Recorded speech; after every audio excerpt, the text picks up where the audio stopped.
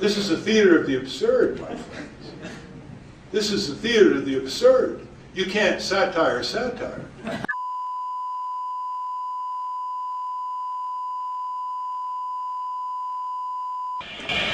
CD, if you need to take cover, I notice that you've got your gas mask in your hands. If you need to put it on, please do so. If you need to take cover, please do so.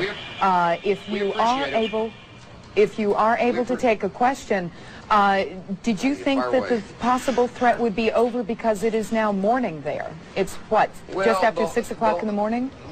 Yeah, the whole thing is everyone assumed that the threat would be over because it was early morning. But the thing about Saddam Hussein is that he has never done the expected, and right now we have, you know, once again been surprised with the unexpected, an air raid, an apparent attack, although we can't say what the outgoing missiles hit, at approximately 20 after 7 in the morning Saudi Arabian time.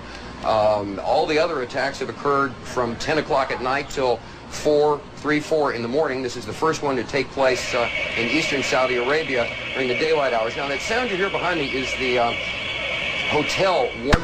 So people are looking up in the skies, scanning the skies to see what they can see. Do we see much of anything out there? Can we see much of anything? Okay, well, apparently there was some word of outgoing. Again, we cannot be specific about the direction. All right, we are now led to understand that there are also firings in another city in Saudi Arabia. CNN's Carl Rochelle is here with me. He just came up. Carl, I know we can't be very specific given these restrictions, but within those parameters, what did you see? Well, what I saw, I didn't see anything hit. I looked almost straight above us. There was a vapor trail coming from my right to my left, and there's a cloud of something. It looks like it might have been an explosion, a cloud. I'd say...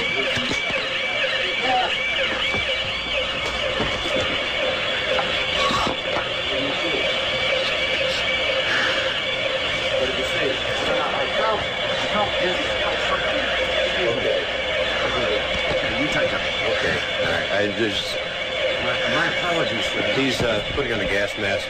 There hasn't been any gas dropped here, and we could tell. You smell anything? No. You may smell some of the fumes from a missile exhaust going off. The missiles use a rocket of cordite, some sort of burning. We just heard a little thump just then. But I have to apologize for that. I caught a whiff of something and felt momentarily dizzy. You're more experienced military affairs than I am, but it might have been a little gas from the rocket exhaust. Well, it wasn't anything. A lot of people have their respirators on just in case. And again, you run to get down here. You, in my case, jumped out of bed hearing the air raid warning go on. You run down 3 flights of stairs to get out of here. It's probably 100 yards. You hyperventilate a little bit, and you're nervous. One thing we have to point out, just so people won't think people are panicking. Most people are in their shelters. They've taken cover in their shelters, and in the time we've been in Saudi Arabia, I've not seen any evidence of panic in the streets or people running around. People are not exactly taking this as a matter of course, but there's been no wholesale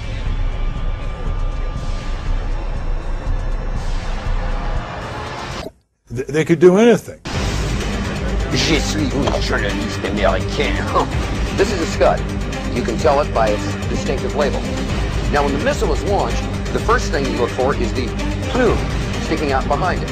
Now, when you detect this, you can tell it's been launched. Thank you.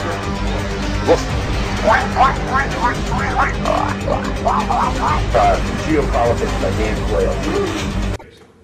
You have deception and cover-up. I'm going to go get my hamburger and my coffee. All clear. Every time I order something, this happens. All clear. Thank you.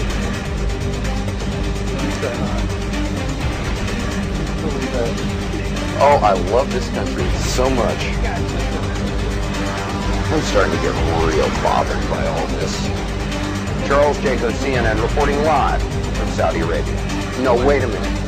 Whoa, hold it, homeboy. I'm the talent here. Dig.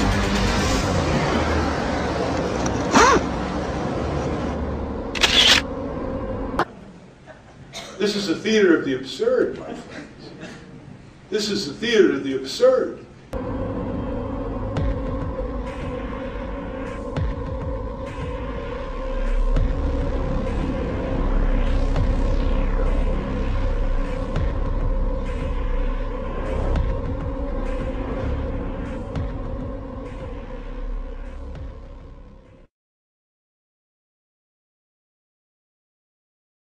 terms of these three people that you mentioned, were they members of or associated with the government?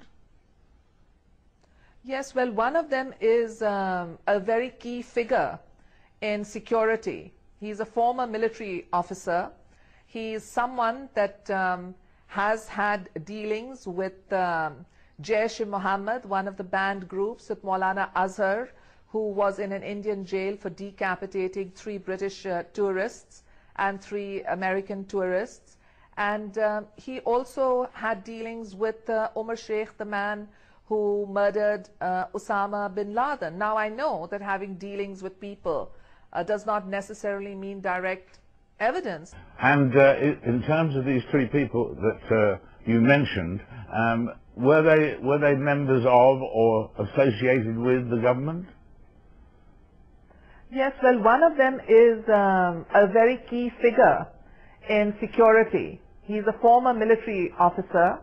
He is someone that has had dealings with Jaish-e-Mohammed, one of the banned groups at Maulana Azhar, who was in an Indian jail for decapitating 3 British tourists and 3 American tourists. Now, I know that having dealings with people does not necessarily mean direct evidence.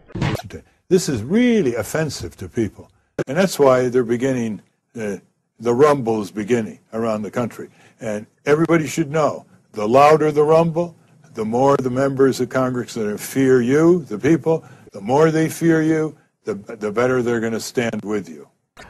We have now reached a point in our society where we're entitled to get angry, we're entitled to break our routine, we're entitled to mobilize ourselves, and we're entitled to stop making excuses for ourselves that we don't have any power.